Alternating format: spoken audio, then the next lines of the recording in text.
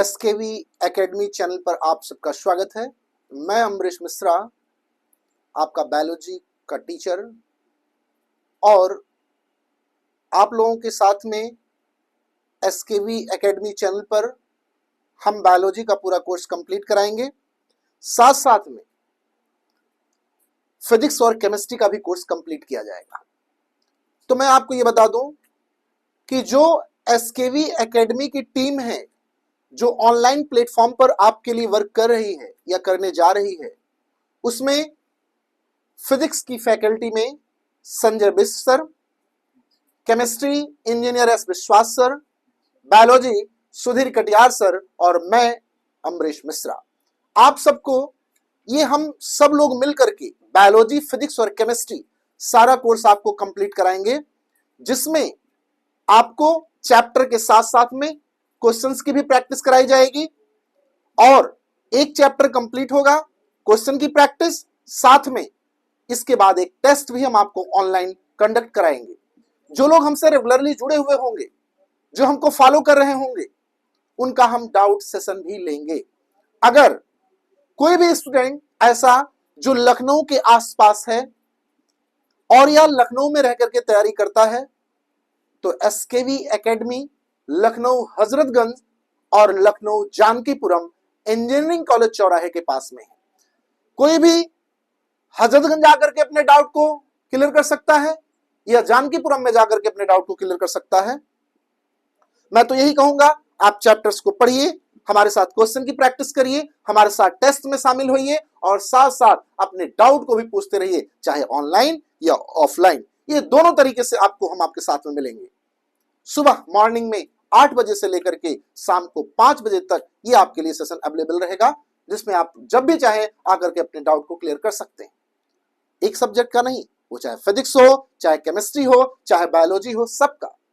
और मैं आप लोगों को यह भी बता दूं कि हम लोग एक बड़े मिशन के साथ चल रहे हैं, और हम जिस मिशन के साथ चल रहे हैं, अगर उसमें आप हमारे साथ शामिल होते हैं तो पक्का है, जो आपके सपने हैं वही सपने हमारे हैं, जो आपने सपने देखे हैं वही सपने हमने भी देखे हैं। आपको मेडिकल कॉलेज पहुंचाने के लिए हम जरा सा भी पीछे नहीं हटेंगे। आपको मेडिकल कॉलेज पहुंचाने में पूरी तरीके से हम प्रतिबद्धता दिखाएंगे, पूरी तरीके से अपना कमिटमेंट निभाएंगे और आपको मेडिकल कॉलेज छोड़ करके ही आएंगे। बस हाँ, शर्त इस बात की है कि आपको लगातार लग करके हमारे साथ काम करना होगा। जितनी मेहनत हम कर रहे हैं, हमसे आपको आगे चलना होगा और आपको अपने डाउट को क्लियर करते रहना होगा, हमारे टेस्ट को देते रहना होगा, जिससे आपको कोई भी प्रॉब्लम ना रह जाए। तो ये आप फिर से ध्यान कर लीजिए, एसकेवी एकेडमी चैनल पर मैं बात कर रहा हूं। किस चैनल पर? एसकेवी एकेडमी चैनल पर। उस पर आपका अपना अमरीश मिश्रा बायोलॉजी स्टार्ट करने चल रहे हैं। उसमें बायोलॉजी में आप दो ही जगह से कोई टॉपिक स्टार्ट करते हो, या तो द लिविंग वर्ल्ड या तो साइटोलॉजी। लिविंग वर्ल्ड में हम बात करते हैं, जिसमें हम लिविंग के बारे में बताते हैं, लिविंग के क्या कैरेक्टर हैं, हम लिविंग किसको मानते हैं, हमारे सराउंडिंग में कितनी डाइवर्सिटी है, हम इसकी बात करते हैं। साइटोलॉजी में हम लोग बात करते हैं सेल्स के बारे में, कितने टाइप की सेल हैं, किसे प्रोकैरियोट कहते हैं, किसे यूकैरियोट कहते हैं, किसे यूनिसेलुलर कहते हैं, किसे मल्टीसेलुलर कहते हैं, सेल कैसे फंक्शन करती है, सेल के पास क्या क्या ऑर्गन होते हैं। यहां से दो ही जगह से हम स्टार्ट कर सकते हैं।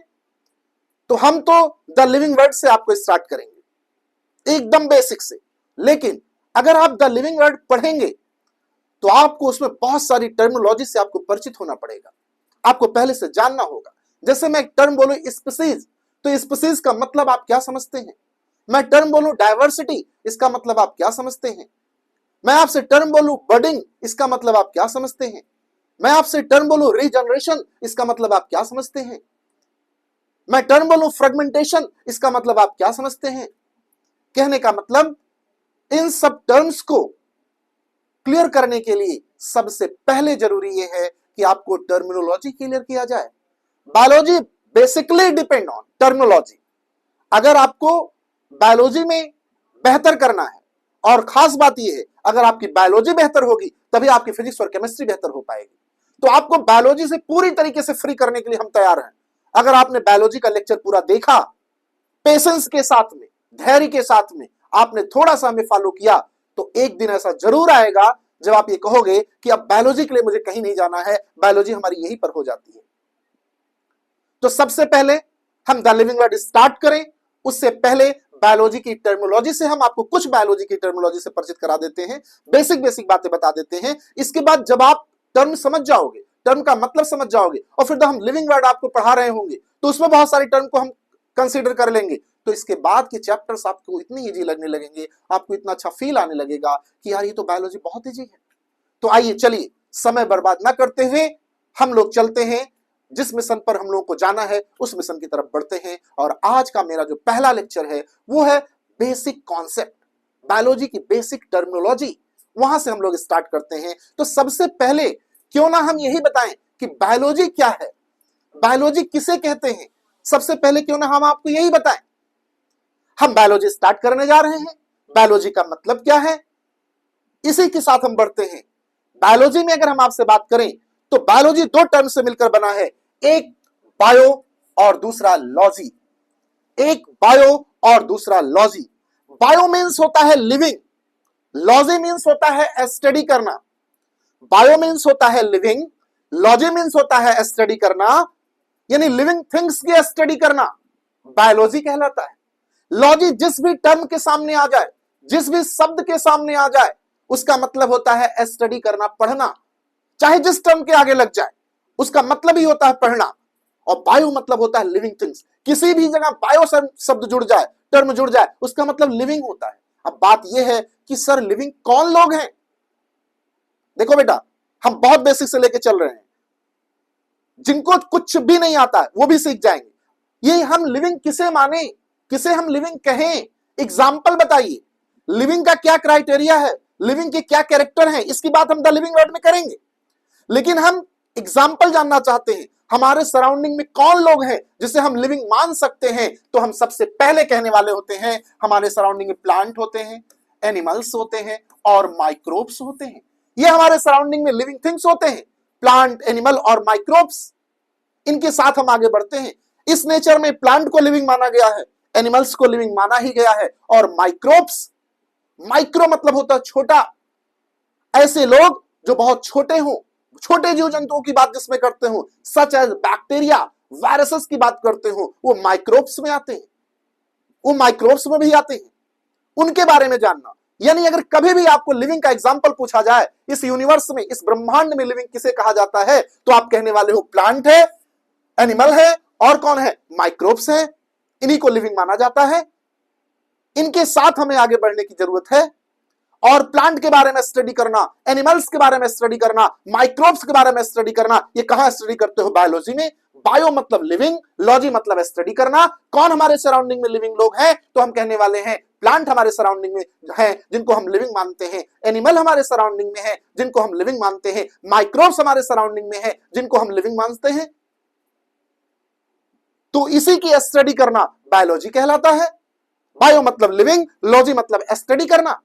अब आगे आइए, देखिए लिखा है study of all living things या ऑल लिविंग ऑर्गेनिज्म।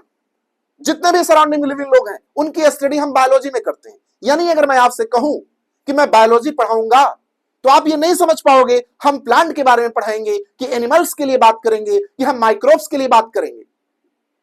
जब आप से हम कहेंगे हम बायोलॉजी पढ़ाएंगे, क्योंकि बायोलॉजी ऑल लिविंग थिंग्स को कवर करता है।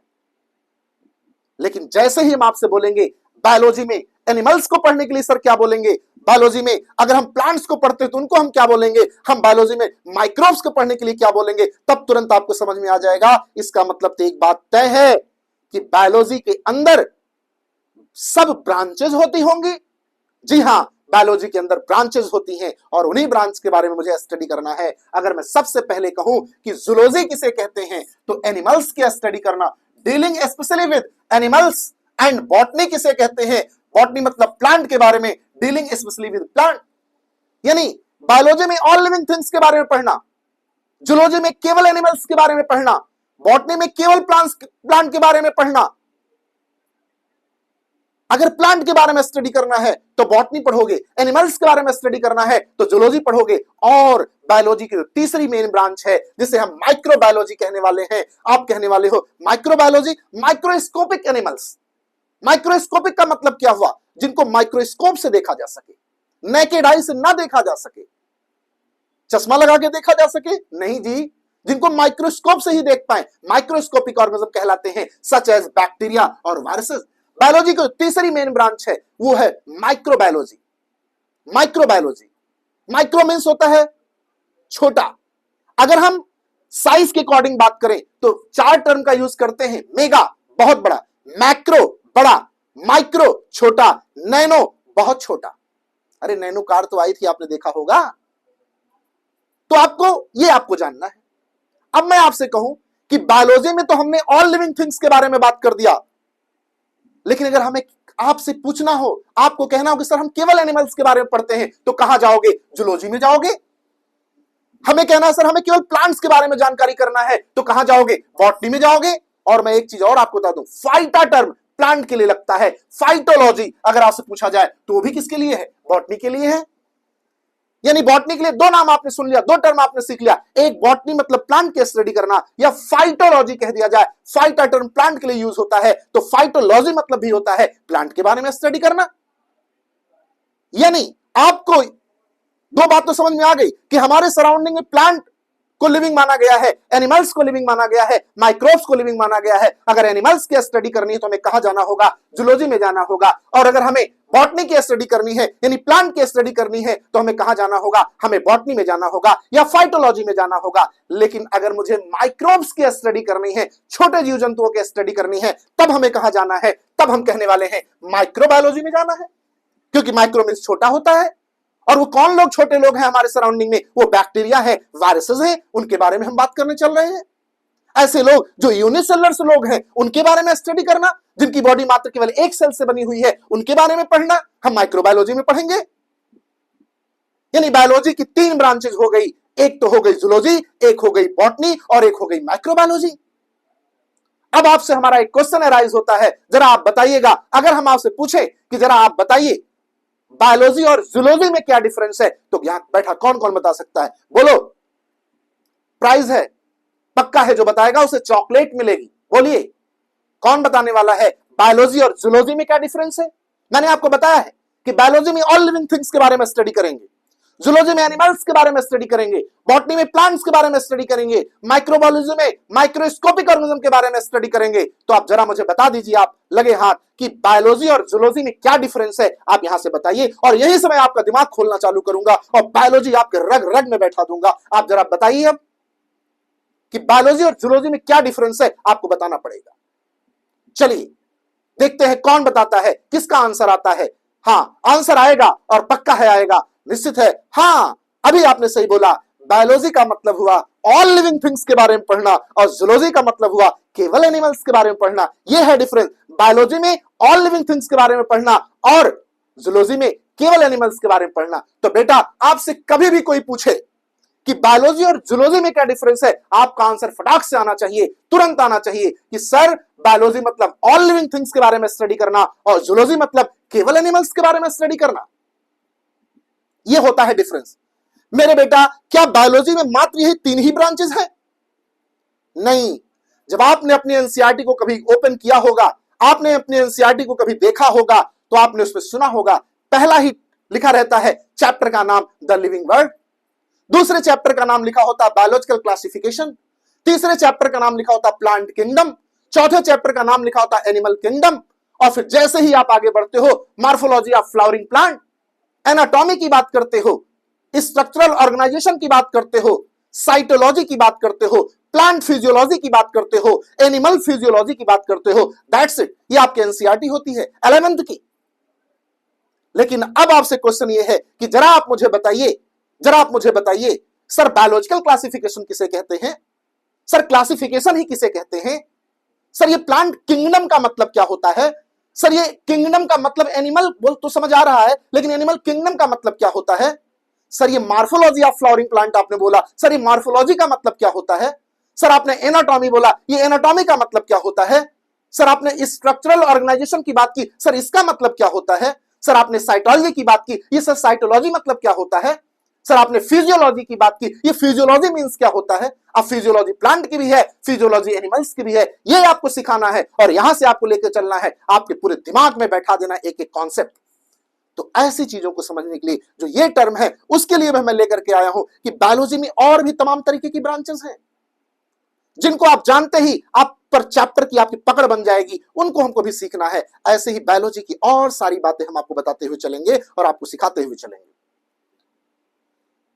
ये जो बातें हम बता रहे हैं, जो लोग जान रहे होंगे उनको समय बर्बाद करने की जरूरत नहीं है, लेकिन ऐसा कोई भी स्टूडेंट जिसको बायोलॉजी पर पकड़ ही नहीं बन पा रही है, समझ ही नहीं आ रहा है, उसके लिए यह बात है कि वो कैसे इन चीजों को आगे लेकर के चलेगा, उसको जरूर बहुत ज्यादा हेल्प मिलेगी, 100% हेल्प मिलेगी। और मैं तो फिर से कह रहा हूं, अगर कोई भी स्टूडेंट ऐसा है जो लखनऊ के आसपास रहता है, उसका एसकेवी एकेडमी स्वागत करती है। एसकेवी एकेडमी आइए, अपने सपने को साकार करिए और मेडिकल कॉलेज को जाइए।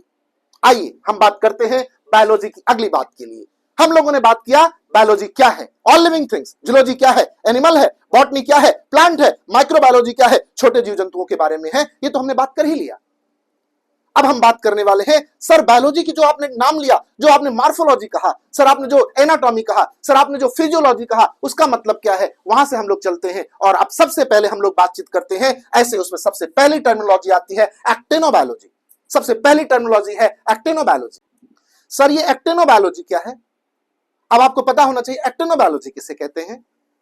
आपने देखा, लिखा है effect of radiation on life, radiology या रेडियोबायोलॉजी। अब रेडिएशंस के इफेक्ट को बात करें तो रेडियोलॉजी हो गया, लेकिन रेडियो बायोलॉजी कह दिया तो लिविंग थिंग्स पर रेडिएशंस का क्या इफेक्ट है? अब रेडिएशंस तो कई तरीके की हैं, सोलर रेडिएशंस हैं, एक्सरेज हैं, यूवी रेज हैं, अल्ट्रावायलेट रेज हैं, गामा रेज हैं, बहुत तरीके की रेडिएशंस हैं। इन सारी रेडिएशंस का किसी भी लाइफ पर क्या असर पड़ता है, मतलब किसी भी जीव पर क्या उसका इफेक्ट पड़ता है, उसके बारे में समझना एक्टिनोबायोलॉजी कहलाती है। आजकल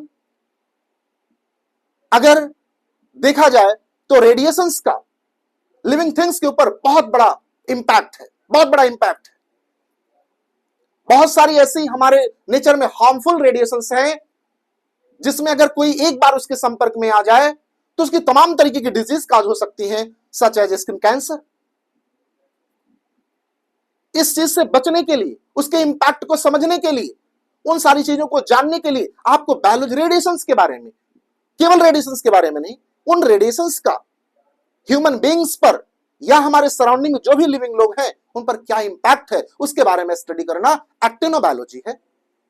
एक्टिनोबायोलॉजी है, ये बायोलॉजी की अगली ब्रांच है, जो कि आप जूलॉजी पढ़ के आए, आप बॉटनी पढ़ के आए, माइक्रोबायोलॉजी पढ़ के आए। अब एक्टिनोबायोलॉजी क्या है? रेडिएशंस का असर किसी भी लिविंग थिंग्स पर क्या है, या अगर बेसिकली आप केवल अपने लिए बात करना चाहते हो तो ह्यूमंस पर उसका क्या इंपैक्ट है, उसके बारे में जानना एक्टिनोबायोलॉजी है। हम आगे बढ़ते हैं और हमारे सामने एग्रीकल्चर है, फार्मिंग के बारे में बात करना, फार्मिंग करना, फार्मिंग के बारे में समझना, उसके इंपैक्ट को जानना, क्रॉप शेड्यूलिंग जानना कि किस समय पर कौन सी खेती की जा सकती है, उसके बारे में समझना। क्रॉप कैफेटेरिया भी एक नाम होता है, क्रॉप कैफेटेरिया भी एक नाम होता है, जो आप 12th की एनसीईआरटी जब पढ़ोगे तब आपको वहां मिलेगा। क्रॉप कैफेटेरिया के बारे में जानना, ग्रीन रेवोल्यूशन के बारे में बात करना, हरित क्रांति के बारे में बात करना। अगर आपसे कहें हरित क्रांति के लिए सबसे ज्यादा रिस्पॉन्सिबल पर्सन कौन है पूरे वर्ल्ड वाइड, तो हम कहने वाले हैं नॉर्मन बोरलॉग साहब हैं। और अगर हम इंडिया में बात करने वाले हैं, एमएस स्वामीनाथन की बात करने वाले हैं। यानी अगर फादर ऑफ ग्रीन रेवोल्यूशन की बात करें तो नॉर्मन बोरलॉग की बात करेंगे, और father of green revolution in India अगर बात करें तो आप कहने वाले हो एमएस स्वामीनाथन की बात करने वाले हो। तमिलनाडु से रिलेटेड है, उसके बारे में बात करना, हरित क्रांति के बारे में बात करना, ग्रीन रेवोल्यूशन के बारे में बात करना, फार्मिंग के बारे में बात करना। एग्रीकल्चर है जी, उसको बारे में हमको समझना। एग्रीकल्चर है, ये आप जानते हो। छोटी छोटी बातें अगर आपको कहीं लगे, जैसे मैंने बोला कि फादर ऑफ ग्रीन रेवोल्यूशन कौन है, हमने इंडिया में नहीं बोला है, father of green revolution world wide हमने बात किया है, तो आप बताने वाले हो नॉर्मन बोरलॉग। अगर हम पूछे father of green revolution in India, तब आप बताने वाले हो एमएस स्वामीनाथन। इनके बारे में डिटेल स्टडी जब हम आपको 12th की एनसीईआरटी पढ़ा रहे होंगे, जब हम आपको 12th का चैप्टर पढ़ा रहे होंगे, तो वहां आपको बताएंगे। पंजाब और हरियाणा हमारे यहां एग्रीकल्चर के लिए सबसे मशहूर स्टेट है, वहां पर हम लोग बातचीत करेंगे। लेकिन फार्मिंग के बारे में बात करना, क्रॉप फील्ड्स के बारे में बात करना, हम लोग कहते हैं एग्रीकल्चर, कहते हैं एनाटॉमी, जहां पर मेरा सबसे ज्यादा कंसर्न रहता है एनाटॉमी। हम आपको बताएं, हमारे सामने दो टर्म है, एक मार्फोलॉजी और दूसरा है एनाटॉमी। जब एम से हम आएंगे तो हम मार्फोलॉजी पर आएंगे। हम हमेशा कहते हैं एक्सटर्नल अपीयरेंस, किसी को भी बाहर से देख करके उसके बारे में जानना, समझना, पढ़ना मार्फोलॉजी कहलाता है। किसी का भी एक्सटर्नल अपीयरेंस देखना। और कई बार बहुत सारे लोग एक्सटर्नल अपीयरेंस पर हार जाते हैं, और वो समझ लेना, आप एक्सटर्नल अपीयरेंस इंपैक्ट करना चाहिए, 100% करना चाहिए। पहले के लोग, आप जानते होंगे आप सब, जब पहले शादी विवाह होता था, अगर मैं अपने मम्मी पापा की बात करूं तो हमारे पापा ने मम्मी को नहीं देखा था, मम्मी ने हमारे पापा को नहीं देखा था, और शादी विवाह हुआ। आज की डेट में अगर आप देखो तो सबसे पहले मार्फोलॉजिकल कैरेक्टर ही देखा जाता है। मुझसे अगर पूछो सर क्या देखना चाहिए, मैं कहता हूं मार्फोलॉजिकल कैरेक्टर जरूर देखेंगे, 100% देखेंगे, लेकिन उसके साथ साथ एवोल्यूशनरी कैरेक्टर भी देखेंगे। मार्फोलॉजिकल कैरेक्टर देखेंगे तय है, लेकिन मार्फोलॉजिकल कैरेक्टर के साथ साथ में एवोल्यूशनरी कैरेक्टर को भी देखेंगे। तो आप मार्फोलॉजिकल कैरेक्टर का मतलब है एक्सटर्नल अपीयरेंस। ऐसा ना हो कि एक्सटर्नल अपीयरेंस में ही रह जाइए, नहीं, या एवोल्यूशनरी कैरेक्टर में ही रह जाइए, एक्सटर्नल अपीयरेंस में रहिए, साथ साथ एवोल्यूशनरी कैरेक्टर को भी कंसीडर करिए, निश्चित तौर पर सब कुछ ठीक ठाक होगा। तो मार्फोलॉजिकल का मतलब क्या होता है? क्या होता है? External appearance. बड़ी बड़ी आंखों वाली, कमल नैनों वाली, बोलो, ऐसा होता है कि नहीं होता है? हम तो कहते हैं उसको कमल नैन, पता नहीं तुम कहते हो या नहीं कहते, लेकिन मैं तो कहता हूं वो कमल नैन है, इस नाते मैं उसको कहता हूं। ये मेरे भाग्य में था, वो मैं क्या कर सकता हूं उसमें जी, मुझे मिल गया कमल नैन, तो मैं उसे कमल नैन कहता हूं। मार्फोलॉजिकल अपीयरेंस है, जब आप कमल नैन कहते हो तो मार्फोलॉजिकल अपीयरेंस है। जब आप कहते हो गुलाब के फूल जैसे नाजुक, तो ये आप कहते हो मार्फोलॉजिकल अपीयरेंस कहते हो। मुझे मिला, मैं कहता हूं, आप भी, आपको भी मिलेगा, आप भी कहिएगा। आइए, मार्फोलॉजिकल अपीयरेंस। लेकिन एनाटॉमी में हम बात करने वाले हैं किसका? एनाटॉमी में हम बात करने वाले हैं इंटरनल स्ट्रक्चर की। किसकी? बीच बीच में हम लोग ऐसी बातें करते रहेंगे, हमारी एक आदत है। आज पहला लेक्चर है, कम है, और इसके बाद थोड़ा और बढ़ेगा, थोड़ा और बढ़ेगा, बाद में सारी चीज इसी से लिंक होकर के ही चलेंगी, पूरी बायोलॉजी इसी से लिंक चलेगी और आपको पूरी बायोलॉजी समझ में आएगी। एनाटॉमी मतलब क्या हुआ? इंटरनल स्ट्रक्चर जानना, केवल स्ट्रक्चर तक समझना एनाटॉमी। लेकिन अगर इसी के साथ हम फंक्शन जोड़ दें तो फिजियोलॉजी हो जाएगा। इंटरनल स्ट्रक्चर एंड फंक्शन की बात करें तो फिजियोलॉजी हो जाएगा, लेकिन हम रुक जाएं केवल इंटरनल स्ट्रक्चर बोलें तो एनाटॉमी है। तो इसको आप ध्यान दीजिएगा, स्ट्रक्चर ऑफ इंटरनल ऑर्गन्स की अगर हम बात करें तो वो एनाटॉमी। वो प्लांट की बात करें, एनिमल्स की बात करें, किसी की भी बात करें, प्लांट में इंटरनल स्ट्रक्चर देखें तो प्लांट एनाटॉमी है, एनिमल में इंटरनल स्ट्रक्चर देखें तो एनिमल एनाटॉमी है। और आप जब मेडिकल कॉलेज में जाओगे तो एनाटॉमी आपका बहुत बड़ा पार्ट होगा, जिसको आपको जानना होगा, जिसको आपको समझना होगा। तो इंटरनल स्ट्रक्चर के बारे में जानना, समझना, पढ़ना एनाटॉमी। एनिमल हस्बेंड्री की बात करते हैं, ब्रीडिंग ऑफ डोमेस्टिक एनिमल्स की बात करते हैं, जो पालतू जानवर हैं जिनको हम डोमेस्टिकेट करते हैं। डोमेस्टिकेशन कई पर्पज से किया जाता है। आप जानते हो, अगर इस नेचर में हम बात करें, सबसे ज्यादा सेल्फिश एनिमल कौन है? सबसे ज्यादा सेल्फिश कौन है? तो ह्यूमन बीइंग से बड़ा सेल्फिश कोई नहीं है। इसको आप दिमाग में बैठा के चलिएगा, और क्यों ना हो, होना भी चाहिए। नेचर की अगर बात करें, आप थोड़ा सा भी साइंस से आपको थोड़ा सा भी समझ हो तो जानते हो, इस यूनिवर्स में, इस ब्रह्मांड में नेचर किसी को भी नैनो सेकेंड के लिए भी बियर नहीं करता है अगर उसकी जरूरत नहीं है। तो अगर ब्रह्मांड किसी ऐसे को नहीं चाहता है जिसकी जरूरत नेचर में नहीं है, तो ह्यूमन बींग्स कैसे चाहेगा? यानी एनिमल्स को डोमेस्टिकेट करना, क्यों? अपने बेनिफिट्स के लिए डोमेस्टिकेट करना। कोई मिल्क के लिए, कोई क्रॉप फील्ड के लिए, कोई किसी और चीज के लिए सब लोग डोमेस्टिकेट कर रहे हैं, एग्स के लिए, इवन मीट के लिए, सब चीज के लिए डोमेस्टिकेट कर रहे हैं। और तो और प्रोटेक्शन के लिए, घर के सामने आप बहुत सारे घर में जाते हो, देखते हो डॉगी वगैरह होते हैं। वो क्यों होते हैं? वो आपको प्रोटेक्ट करते हैं, उस परिवार को प्रोटेक्ट करते हैं, कोई एक्टिविटी होती है उसको समझते हैं। तो मेरा कहने का मतलब ये है, डोमेस्टिकेशन जो भी किया जा रहा है, जिस भी एनिमल्स का किया जा रहा है, केवल अपने लाभ के लिए, अपने बेनिफिट्स के लिए किया जाता है। हाँ, उसमें हमेशा एक बात करते हैं, ब्रीडिंग आया है। ब्रीडिंग का मतलब होता है रिप्रोडक्शन। ब्रीडिंग से मतलब होता है रिप्रोडक्शन। हमारे पास अभी भी जिस तरीके की क्वालिटी की है चीजें, जैसी ब्रीड है, अगर हिंदी में इसको सही सही बात करें तो जिस नस्ल की हमारे पास जो भी एनिमल्स हैं, कोई वो चाहे काऊ हो, चाहे बफेलो हो, चाहे कोई हॉर्स हो, कोई भी हो, चाहे कोई डॉग हो, जिस भी नस्ल का है, हम उससे बेहतर और चाहते हैं, उससे और अच्छा करना चाहते हैं। तो उसको डोमेस्टिकेट करके, उसको क्रॉस करा करके, और क्रॉस करा करके एक नई तरीके की क्वालिटी का इंप्रूवमेंट करा करके लाना, उसे हम ब्रीडिंग कहते हैं। और फिर उसको डोमेस्टिकेट करना और फिर उससे चीजों को पाना, यह कहलाता है एनिमल हस्बेंड्री। आगे आती है एंजियोलॉजी। आराम से चलते हैं, कोई जल्दी नहीं है। ब्लड और लिम्फ के बारे में बात करना। एंजियोलॉजी, ब्लड और लिम्फ के बारे में बात करना। आप जानते हो ब्लड में बहुत सारी सेल्स होती हैं। आपकी बॉडी के लिए ब्लड का कितना ज्यादा रिक्वायरमेंट है, फीमेल के लिए अलग, मेल के लिए अलग, अलग अलग तरीके से है। अगर कहीं हीमोग्लोबिन की जरूरत मेल में 12 है, 14 है, 14 से 16 के बीच में है, तो फीमेल में अगर 12 से 13 है, 11 है, तब भी ठीक है। आप वो जानते हो क्यों? मेंस्ट्रुअल साइकिल के नाते। तो सारी चीज आपको पता है, हम इस पर चर्चा करेंगे आगे आपसे।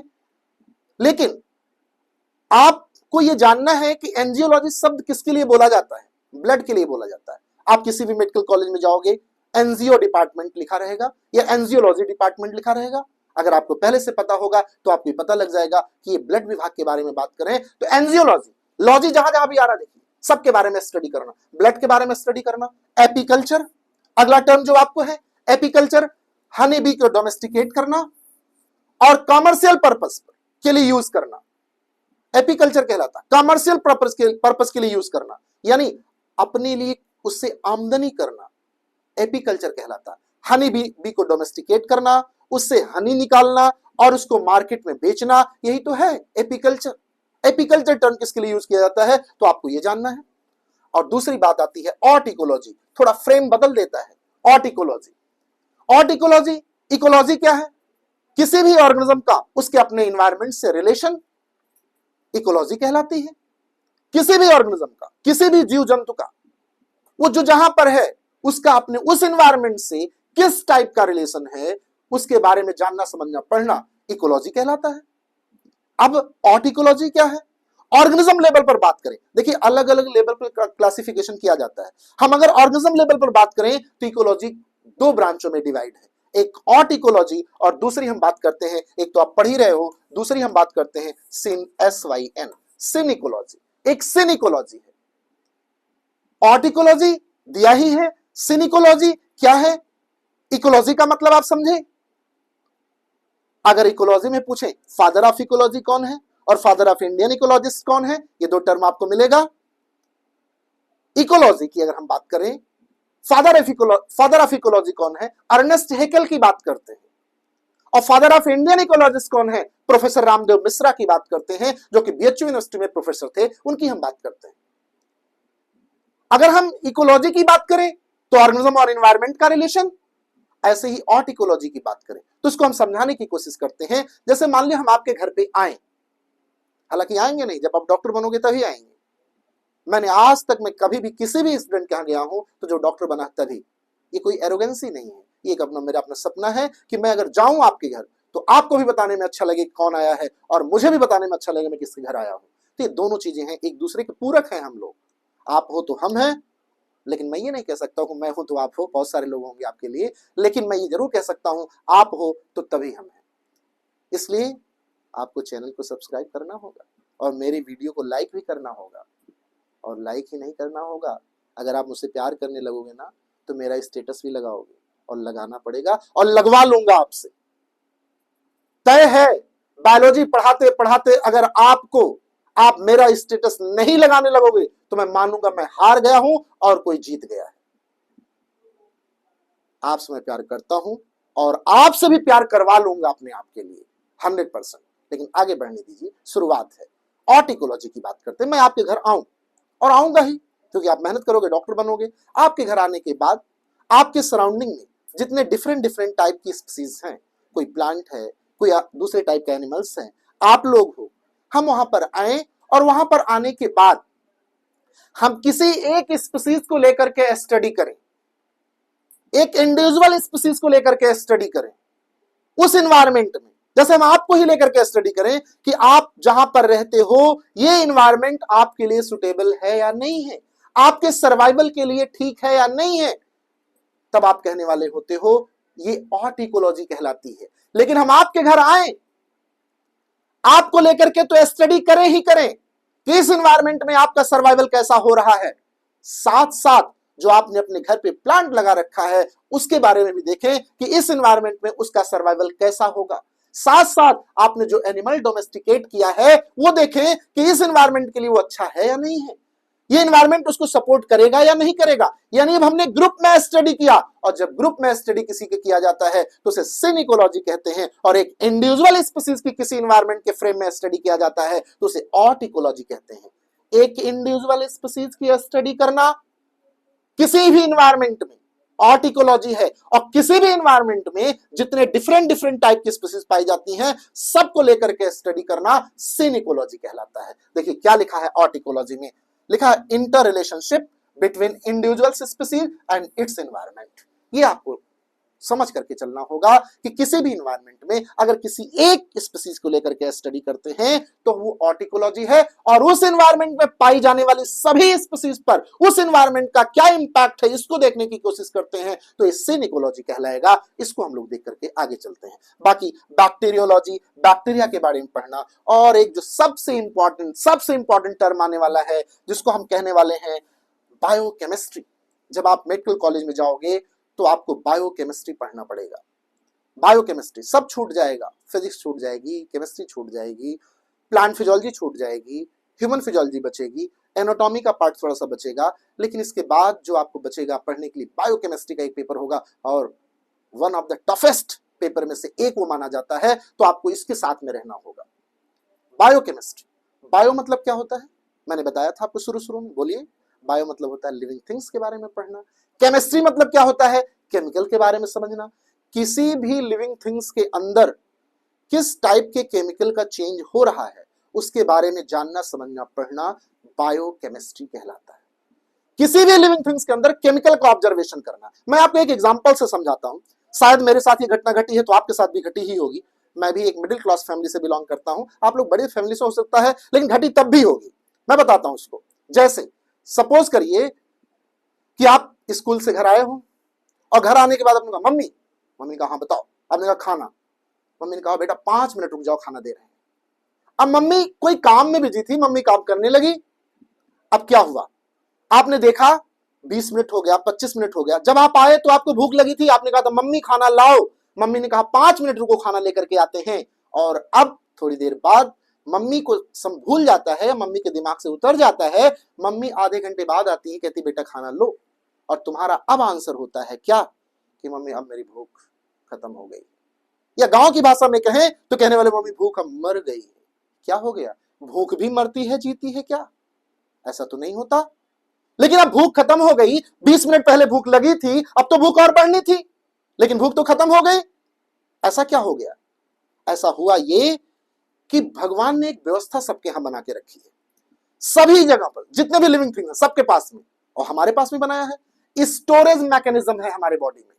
हमारे बॉडी में लीवर में ग्लाइकोजन स्टोर होता है। क्या स्टोर होता है? ग्लाइकोजन। लीवर में और हमारे मसल्स में, दो जगह पर, याद रखिएगा। पूछा जाता है नीट में, डायरेक्टली क्वेश्चन पूछा जाता है कि हमारे बॉडी में फूड कहां स्टोर होता है। स्टोरेज मैकेनिज्म हमारी बॉडी का क्या है? लीवर है और हमारी मसल्स हैं। हमारी बॉडी का रेस्टोरेंट लीवर है जी, लीवर है। अब क्या हुआ, लेकिन फूड किस फॉर्म में स्टोर होता है? ग्लाइकोजन के फॉर्म में। किस फॉर्म में? ग्लाइकोजन। अब आपके बॉडी में ग्लाइकोजन के फॉर्म में फूड स्टोर रहा, और आपकी बॉडी को एनर्जी किस फॉर्म में चाहिए? ग्लूकोज के फॉर्म में। अब जब आपको समय पर खाना नहीं मिला तो जानते हो क्या हुआ, मेटाबॉलिज्म चल रही है, केमिकल रिएक्शन को ऑब्जर्व करना मेटाबॉलिज्म कहलाता है। अब क्या हुआ, वही ग्लाइकोजन ग्लूकोज के फॉर्म में ब्रेक डाउन होने लगा जी, और जैसे ही ग्लाइकोजन का ग्लूकोज के फॉर्म में ब्रेक डाउन हुआ, आपकी बॉडी को एनर्जी की सप्लाई होने लगी, और जैसे ही आपकी बॉडी को एनर्जी की सप्लाई होने लगी, तब आप तुरंत कहने लगे कि अब मुझे भूख नहीं लगी है, अब भूख हमारी मर गई है। क्या हुआ, केमिकल रिएक्शंस, केमिकल रिएक्शंस। अभी ग्लाइकोजन था, ब्रेक डाउन हुआ, कैटाबॉलिज्म हुआ, ग्लूकोज के फॉर्म में आया, बॉडी को एनर्जी मिली, और एनर्जी मिलते ही आपने कह दिया अब हमारी भूख मर गई है या हमारी भूख खत्म हो गई है। हाँ, लेकिन ध्यान रखिएगा एक बात, बहुत लंबे समय तक आप ये नहीं कर सकते हैं। अगर आप बहुत लंबे समय तक ये करने लगेंगे तो दो बीमारी होती हैं, क्वासिलकोर और मोरेस्मस नाम की डिजीज होती है। ये दो बीमारियां आपको हो सकती हैं। प्रोटीन की डिफिशियंसी हो सकती है बॉडी में फैट की दिक्कत हो सकती है, तो मोरेस्मस और क्वासिलकोर नाम की दो डिजीज आपकी हो जाएंगी। कभी कभार के लिए चलता है, लेकिन लंबे समय के लिए नहीं चलता है। तो मम्मी को बता दीजिएगा कि जब खाना मांगे आप तो मम्मी खाना दे दे, नहीं तो आपके ग्लाइकोजन का ब्रेकडाउन होगा ग्लूकोज के फॉर्म में, और ये लगातार कंटिन्यूअसली आप चलाते रहेंगे तो लगातार चलने के बाद एक समय ऐसा आएगा, इस आप बीमारी के चक्कर में पड़ जाएंगे जिसमें प्रोटीन की डिफिशियंसी होने लगेगी। तो थोड़ा सा आपको बच करके रहना है। ये मेटाबॉलिज्म है, यानी बॉडी के अंदर चलने वाली जितनी भी ऑल द केमिकल रिएक्शंस, जितनी भी केमिकल रिएक्शन है, सबको मिला करके अगर बोला जाए तो मेटाबॉलिज्म कहलाता है। और जो बॉडी के अंदर तमाम तरीके के केमिकल्स चेंज ऑब्जर्व किए जा रहे हैं, उसी के बारे में स्टडी करना बायोकेमिस्ट्री कहलाता है। आप देखिए क्या लिखा है, chemical change with in and produced by living organism.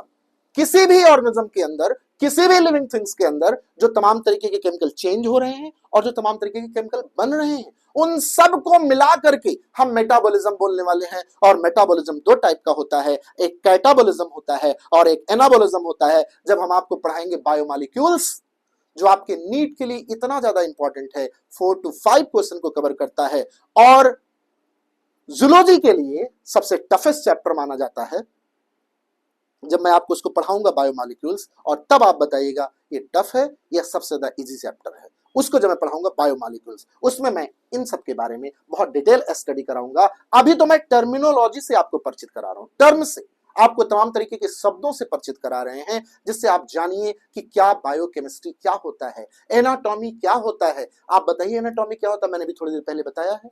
हाँ, सही बोल रहे हो आप, एनाटॉमी इंटरनल स्ट्रक्चर बोल रहे हो, एकदम सही बोल रहे हो। ऑर्टिकोलॉजी किसी एक इंडिविजुअल स्पीसीज की स्टडी करना, एकदम सही बोल रहे हो। बायोकेमिस्ट्री किसी भी ऑर्गेनिज्म के अंदर केमिकल चेंज को ऑब्जर्व करना, बायोकेमिस्ट्री है। एकदम सही जा रहे हो, बहुत सही चल रहे हो, ऐसे ही चलते रहना है, कहीं कोई दिक्कत नहीं आनी है। आइए इसके बाद हम आपसे बात करते हैं, बायोटेक्नोलॉजी की बात करते हैं, बायोटेक की बात करते हैं।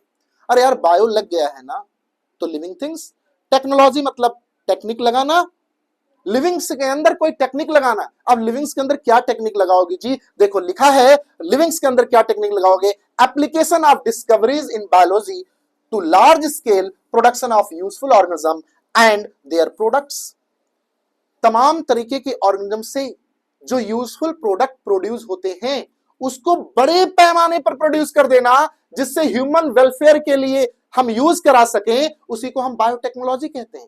किसी भी ऑर्गेनिज्म से अगर कोई ऐसा प्रोडक्ट तैयार हो रहा है जो ह्यूमन बीइंग्स के लिए, ये टर्म है ह्यूमन बीइंग, सबके लिए नहीं, ह्यूमन वेलफेयर के लिए मैंने बात किया है, ह्यूमन बीइंग्स के लिए अगर वो जरूरी है, ह्यूमन बीइंग्स के लिए अगर वो इंपॉर्टेंट है, तो अगर कोई ऑर्गेनिज्म प्रोड्यूस कर रहा है तो ऑर्गेनिज्म लेवल पर तो बहुत स्मॉल अमाउंट में वो चीज प्रोड्यूस होगी।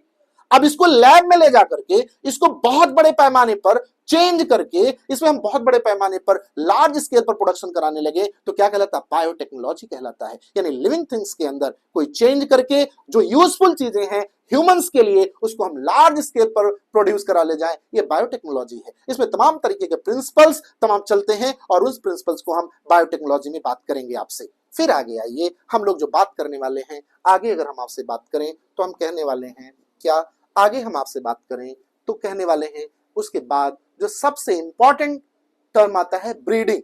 हालांकि मैंने थोड़ा सा ब्रीडिंग के बारे में आपको बताया है। अब अगला टर्म जो हमारा है ब्रीडिंग। ब्रीडिंग का मतलब मैंने आपको बताया है, शायद आप जानते होंगे, कोई टीचर, आप कहीं पर भी पढ़ रहे हो, किसी भी तरीके से पढ़ रहे हो, वो ब्रीडिंग बोलता है, आप ब्रीडिंग का मतलब समझते नहीं। वो रिप्रोडक्शन बोलता है, आप मतलब समझते नहीं। मैं हमेशा बताता हूं, ब्रीडिंग रिप्रोडक्शन एक बात है, लेकिन सेक्स और रिप्रोडक्शन दो अलग अलग बातें। ये दो अलग अलग बातें हैं। जब आपको मैं पहला चैप्टर द लिविंग और पढ़ाऊंगा तो मैं क्लियर करूंगा। रिप्रोडक्शन कह देने से ही लोग सेक्स समझ लेते हैं जी, नहीं, रिप्रोडक्शन अलग है, सेक्स अलग है। ये दो अलग अलग बातें हैं, तो आपको ये जानना होगा। और बहुत ही छोटा अंतर है, बहुत ही बहुत ही बहुत बहुत ही मतलब हल्का सा अंतर है रिप्रोडक्शन और सेक्स में, लोग इसको समझते नहीं है। आइए हम देखते हैं ब्रीडिंग का मतलब। लिखा है ब्रीडिंग का मतलब रिप्रोडक्शन करना, रिप्रोड्यूस करके अच्छी वैरायटी की ब्रीड को तैयार कर ले जाना, अच्छे नस्ल के ऑर्गेनिज्म को तैयार कर ले जाना। अब हमें कोई हॉर्स चाहिए, तो हमें कैसा हॉर्स चाहिए बताइए, जिसमें पावर ज्यादा हो या जिसमें पावर कम हो। हमें कोई काऊ चाहिए, तो कैसी काऊ चाहिए बताइए। हमें तो ऐसा चाहिए ना जो मिल्क का प्रोडक्शन ज्यादा कर सके। और एक चीज और सुनिएगा, जब हम कोई चेंज करते हैं, और वो चेंज हम क्यों करते हैं, दोनों चीजें हमें चाहिए होती हैं। चेंज हम किसी चीज को क्यों करते हैं, क्वालिटी एंड क्वांटिटी। हमें क्वालिटी भी चाहिए होती है, हमें क्वांटिटी भी चाहिए होती है। आपने पता लगा क्वांटिटी तो बना लिया, लेकिन क्वालिटी नहीं इंप्रूव कर पाए, तो सब आगे चल के बेकार हो जाना है। चेंज का मतलब ही है कि क्वांटिटी और क्वालिटी दोनों को इंप्रूव करना, और क्वांटिटी और क्वालिटी दोनों इंप्रूव करना ही चाहिए। और वो कैसे इंप्रूव होगा, ब्रीडिंग के थ्रू इंप्रूव होगा, ब्रीडिंग के थ्रू इंप्रूव होगा। क्वांटिटी और क्वालिटी ब्रीडिंग के थ्रू इंप्रूव होगा। आप देखिए क्या लिखा है, प्रोड्यूसिंग या procreate improved variety breed race by selective mating. अब देखिए मैटिंग का मतलब क्या होता है, इसका मतलब ये होता है कॉपुलेशन, इसका मतलब भी होता है रिप्रोडक्शन। हम ये सेलेक्ट करें इन्वायरमेंट में कि हमारे पास में जो क्वालिटी है, सुपीरियर क्वालिटी का मेल होना चाहिए, सुपीरियर क्वालिटी की फीमेल होनी चाहिए।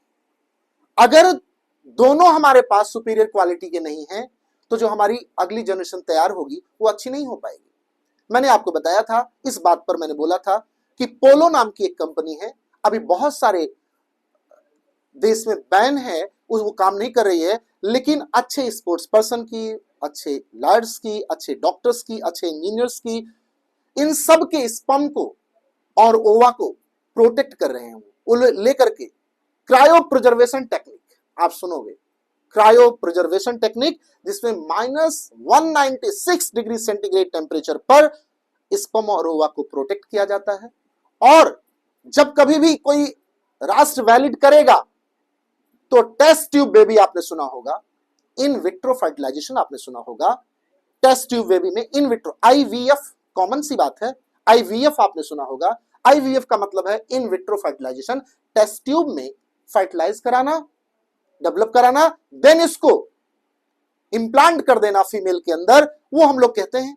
तो ब्रीडिंग के थ्रू ये है ना, सुपीरियर क्वालिटी को मेल को ले रहे हैं, सुपीरियर क्वालिटी की फीमेल को ले रहे हैं, उनके स्पर्म और ओवा को हम फर्टिलाइज करा रहे हैं, फिर हम जाइगोट बना रहे हैं, एम्ब्रियो बना रहे हैं। यही तो है, गैमीट हुआ, मेल फीमेल गैमीट हुआ, ओवा फीमेल गैमीट हुआ, स्पर्म मेल गैमीट हुआ, फर्टिलाइज कराए, जाइगोट बना, एम्ब्रियो बना, इसी के आगे फिर हम इंप्लांटेशन कर देते हैं फीमेल में और उसका डेवलपमेंट चलने लगता है।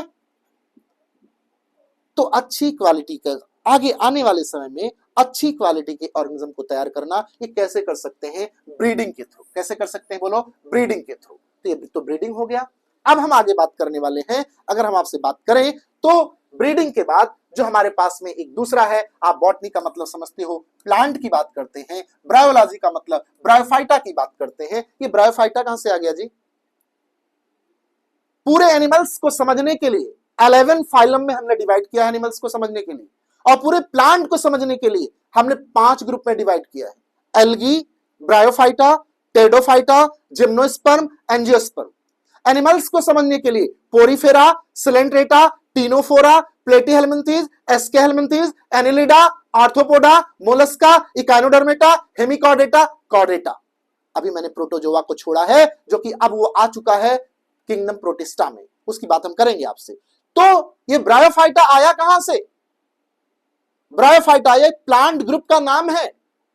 इस पूरे यूनिवर्स में, पूरे ब्रह्मांड में जितने भी टाइप के प्लांट पाए जाते हैं, उन सब की स्टडी करने के लिए हमने 5 ग्रुप बनाया है। एक एल्गी, एक ब्रायोफाइटा, एक टेडोफाइटा, एक जिम्नोस्पर्म और एक एंजियोस्पर्म। हम उस ब्रायोफाइटा की स्टडी करने की बात कर रहे हैं। किस ब्रांच में किया जाता है? तो कहोगे ब्रायोलॉजी में स्टडी किया जाता है। तो अभी हम लोगों ने कुछ टर्मिनोलॉजी आज सीखी है। इसके बाद हम कल अगले टर्न पर फिर आपको कुछ टर्मिनोलॉजी बताएंगे। 1, 2, 3 लेक्चर ही लेंगे, ज्यादा लेक्चर नहीं लेंगे। 2-3 लेक्चर में कुछ कुछ टर्मिनोलॉजी आपको बताते चलेंगे, सीखते चलेंगे और देन हम चैप्टर पर आ जाएंगे। तो मैं फिर से कहूंगा एक बात, एसकेवी एकेडमी को आप लाइक करिए, सब्सक्राइब करिए, अपना प्यार लुटाइए, जितना लुटा सकते हैं भर भर के।